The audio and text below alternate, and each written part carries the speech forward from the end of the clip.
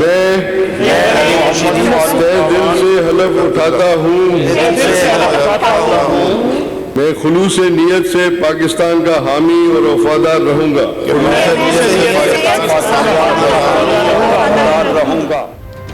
Sindh assembly के 148 नौ मुंतखब अरकान ने हलफ उठा लिया। स्पीकर आगा सिराज दुरानी ने अरकान से उर्दू, सिंधी और अंग्रेजी जबान में हलफ लिया। हलफ के दौरान असेंबली हॉल नारों से गूंज उठा। स्पीकर रहनुमाओं को खामोश रहने की हिदायत करते रहे। शोर करने पर अरकान को डांट भी पिला दी। कहा, हमें कानून कार्रवाई करने दें, खामोश हो जाएं वरना गैलरी खाली करा दूंगा। कल स्पीकर और डिप्टी स्पीकर और परसों वजीर आला का इंतखाब होगा।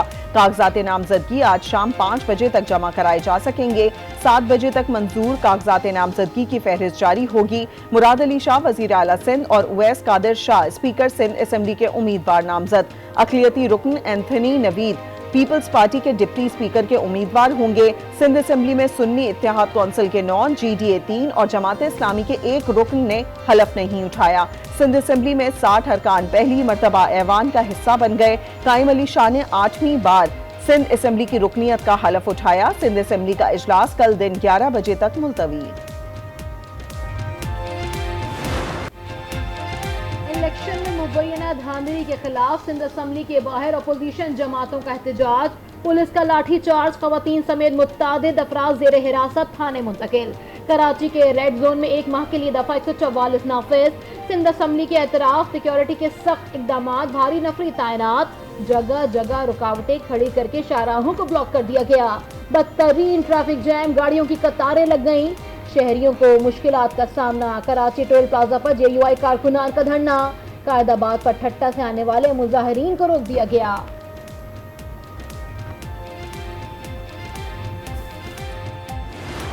पहले ये कामयाबी और ज्यादा होनी थी, और मैंने, अगर आपको याद होगा, बहुत पहले कहा था कि 90 से 95 सीटें लेंगे।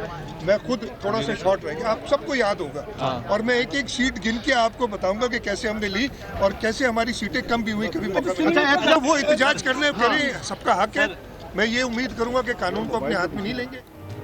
मुल्क को बेशुमार चैलेंजेस का सामना है, सबको साथ मिलकर मसाइल को हल करना होगा। नामजद वजीर आला सिंध मुराद अली शाह की गुफ्तगू। कहा, एहतजाज सबका हक है लेकिन पुरअमन एहतजाज करें। कराची से एक फॉर्म का हिसाब दूंगा। जो हमारे साथ ज्यादती हुई उसका भी अवाम को बताऊंगा। कोशिश करूंगा लीडरशिप के भरोसे पर पूरा उतरूं। वो पार्टियां एहतजाज कर रही हैं जिनके पूरे सिंध में 15 से 16 कैंडिडेट भी इलेक्शन नहीं लड़ रहे थे। अब वो बोले कि हमारे मैंडेट पे ढाका हुआ है। अब 15-16 टोटल कैंडिडेट आपके लड़ रहे थे। आपके मैंडेट को आपको क्या था? उनको थोड़ा सा शर्म आना चाहिए कि वो अगर यहाँ के असेंबली के बाहर आगे प्रोटेस्ट करेंगे तो ये बड़ी अफसोस की बात है। मुस्तरद शुदा लोगों के पास एहतजाज के अलावा रास्ता नहीं। जिनके पूरे सिंध में 15 उम्मीदवार थे वो कह रहे हैं धांधली हुई। शर्जील इनाम मेमन की तनकीद। कहा, तमाम जमातों से बात करने के लिए तैयार है। असेंबली बेहतर कानून साजी करती नजर आएगी। स्पीकर सिंध असेंबली आगा सिराज दुरानी ने कहा, एहतजाज करने वालों को शर्म आनी चाहिए। असेंबली की तौहीन बर्दाश्त नहीं करेंगे। मुजाहिरीन एहतजाज के बजाय इलेक्शन ट्रिब्यूनल्स में जाएं। पंजाब असेंबली के स्पीकर और डिप्टी स्पीकर का इंतखाब कुछ देर बाद होगा। इंतखाब खुफिया रायशुमारी के तहत होगा। स्पीकर के लिए मलिक अहमद खान का सुन्नी इत्तेहाद कौंसिल के अहमद खान से मुकाबला होगा। डिप्टी स्पीकर के लिए जहीर इकबाल चुन्नड़ और मोइन रियाज कुरैशी का जोड़ पड़ेगा। ऐवान में पोलिंग बूथ भी कायम कर दिए गए। असेंबली सेक्रेटेरिएट ने इंतजामात को हतमी शक्ल दे दी। मुस्लिम लीग नून की पार्लिमानी पार्टी का इजलास तलब। इजलास मरियम नवाज की जेर सदारत होगा। अरकान को खुफिया रायशुमारी से मुतालिक ब्रीफिंग दी जाएगी।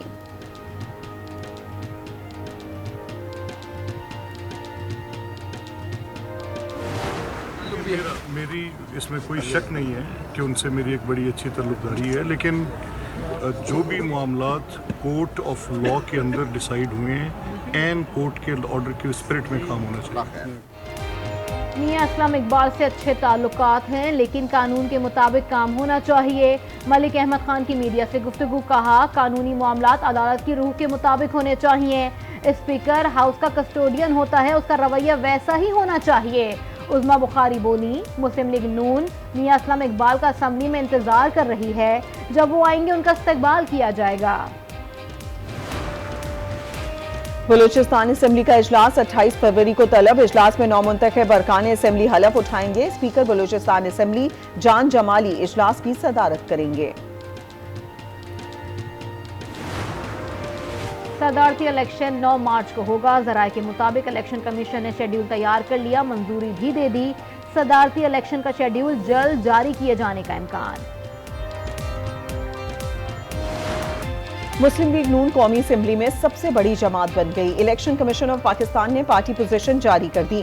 नून लीग मजमूई तौर पर 108 नशिस्तों के साथ पहले नंबर पर, 84 जर्नल, 20 खवातीन और 4 अक़लियती नशिस्तें हासिल की। तहरीक इंसाफ की हिमायत याफ्ता आज़ाद उम्मीदवारों की शमूलियत के बाद सुन्नी इत्तेहाद कौंसिल की 81 नशिस्तों के साथ दूसरी पोजीशन, पीपल्स पार्टी 68 नशिस्तों के साथ तीसरे नंबर पर, मुत्तहिदा कौमी मूवमेंट 22 नशिस्तों के साथ चौथी बड़ी पार्लिमानी जमात है।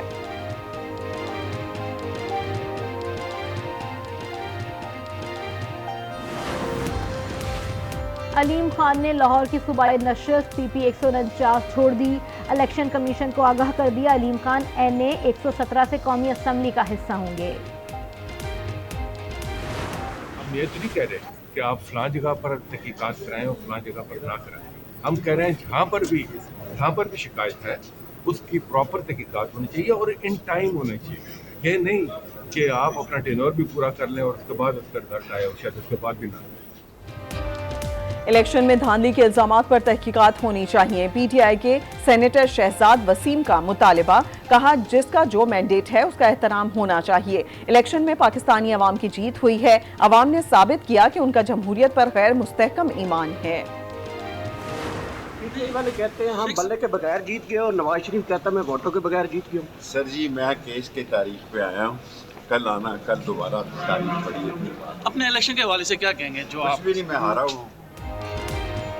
सरबराह अवामी मुस्लिम लीग शेख रशीद का इलेक्शन से मुतालिक तबसरा करने से गुरेज, कहा मैं इलेक्शन हार गया हूँ, इस बारे में क्या कह सकता हूँ। आज़ाद और मुनसिफाना इंतखाबात से मुतालिक सवाल पर बोले मीडिया को सब पता है कि इलेक्शन कैसे हुए हैं। आसिफ अली जरदारी पर मुबैना साजिश के इल्जाम में साबिक वजीर दाखिला शेख रशीद की अबूरी जमानत में तोसी। District and session court Islamabad ने आइंदा समाअत पर दलाइल तलब कर लिए। शेख रशीद के खिलाफ थाना आबपारा में मुकदमा दर्ज है। साइफर और तोशाखाना केस, बानी PTI की अपीलों पर इस्लामाबाद हाईकोर्ट का खुसूसी बेंच तश्कील। चीफ जस्टिस आमिर फारूक और जस्टिस मियां गुल हसन औरंगजेब पीर को समाअत करेंगे। साइफर केस में शाह महमूद कुरैशी की अपीलें भी पीर को समाअत के लिए मुकर्रर।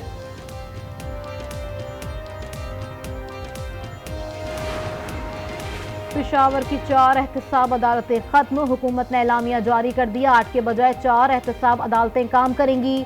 अदालतें एंटी नार्कोटिक्स FIA और बैंकिंग कोर्ट में तब्दील। 2 एंटी नार्कोटिक्स अदालतें पेशावर में काम करेंगी। 1 एंटी करप्शन इमिग्रेशन एबटाबाद और 1 बैंकिंग कोर्ट DI खान में कायम। हमारा सबसे बड़ा कौमी सरमाया आप नौजवान हैं। आपने पाकिस्तान और पाकिस्तान के अवाम की खिदमत करनी है और ख़ुद को इंतशार, तकसीम, गाली गलोच और बद तहजीबी से दूर रखना है। तलबा पाकिस्तान का मुस्तकबिल है। नौजवान नस्ल को खुद को गालिम गलोच और बद तहजीबी से दूर रखना है। मुश्किलात से भी कभी घबराना नहीं है। नाकामी का खौफ रखने वाला शख्स कभी कामयाब नहीं हो पाता। नवाज शरीफ का तकरीब से खिताब, शहबाज शरीफ ने कहा हमारे वालिद को लगाया हुआ पौधा आज दरख्त बन चुका है। तलबा को जाती पसंद नापसंद को बालाए ताक रखकर दुखी इंसानियत की खिदमत करनी है। तलबा की कामयाबी असातिज़ा की मेहनत और वालिदैन की दुआओं का नतीजा है। निगरां वज़ीर आला पंजाब मोहसिन नकवी की मरियम नवाज से मुलाकात। सूबे के इंतजामी उमूर पर तबादला ख्याल। मरियम नवाज को वज़ीर आला नामजद होने पर मुबारकबाद। मरियम नवाज का मोहसिन नकवी को बेहतरीन कारकर्दगी पर खराज तहसीन।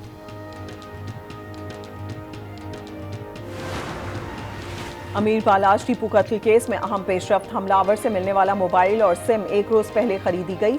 सिम बदीन के खातून के नाम पर रजिस्टर्ड है। हमलावर ने सिम से सिर्फ एक ही कॉल की। पुलिस ने हमलावर की बीवी से भी एक सिम बरामद कर ली। हमलावर इस सिम से मुसलसल जराइम पेशा लोगों से राब्ते में रहता था। पुलिस ने तमाम रिकॉर्ड इकट्ठा करके पूछताछ शुरू कर दी।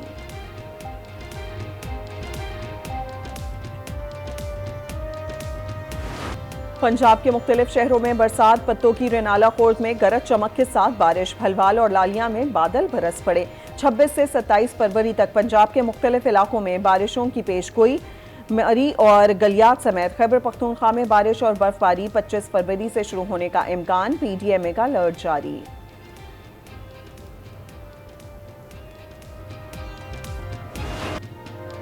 लाहौर की फजाओं में अदब की खुशबू। अलहमरा आर्ट्स काउंसिल में 3 रोज़ा फेस्टिवल का दूसरा रोज़। इल्म, अदब, आर्ट, थिएटर और फिल्म से वाबस्ता मुल्की और गैर मुल्की शख्सियात की शिरकत।